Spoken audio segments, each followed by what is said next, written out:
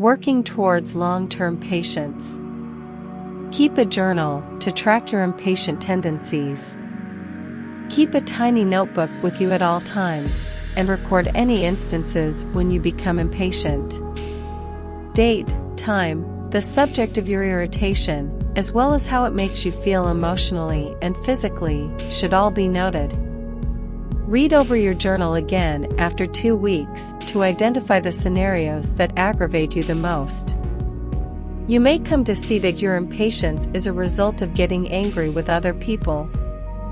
You could compose, "John was moving so slowly at 1 p.m. on June 2nd, and I was getting impatient. My muscles began to tighten."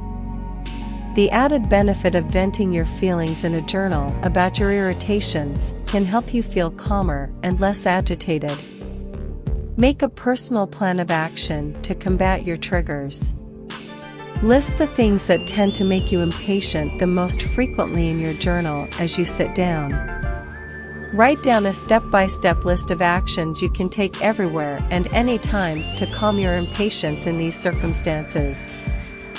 Ask yourself what you can do to neutralize your frustration in these scenarios. For instance, if you frequently lose patience with friends or family, the following could be your plan of action. Draw 3 full breaths. Describe the cause of your frustration. If you're still feeling impatient, stop and leave.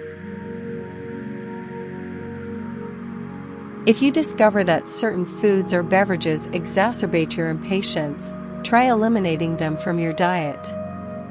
If social media irritates and depresses you, you might want to disable the alerts on your phone or use an app or plugin that stops you from signing in for a few hours each day. Use your imagination to come up with ideas, and test out several options to find what works best. Give yourself some time to adjust. It won't happen right away, but you'll be able to alter for the better with time. Develop quick meditations that you may utilize when you're impatient. Every time you feel yourself getting impatient, use it as a chance to focus on your breath and check in with yourself.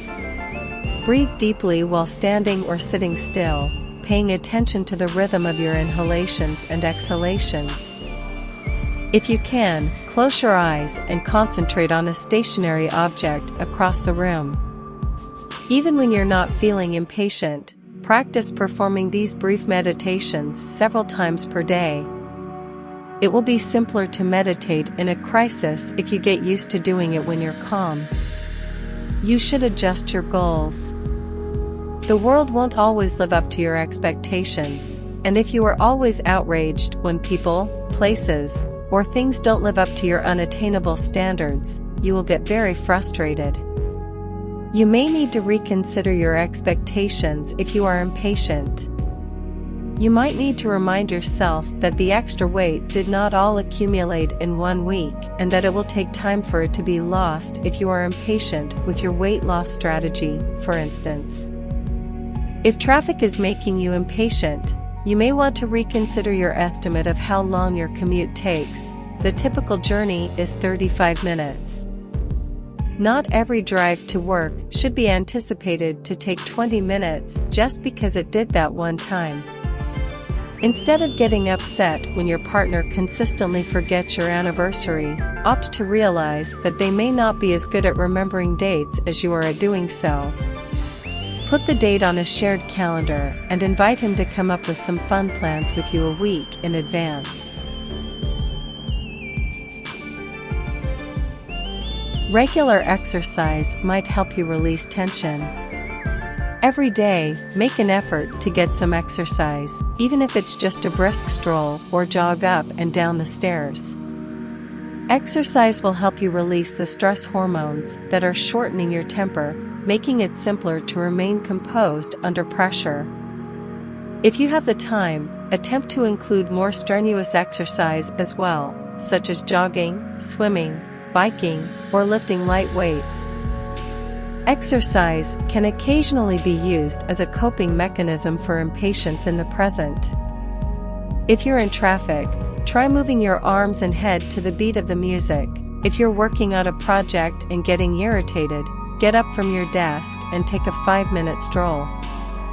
Be ready to fight off impatience brought on by prolonged waiting.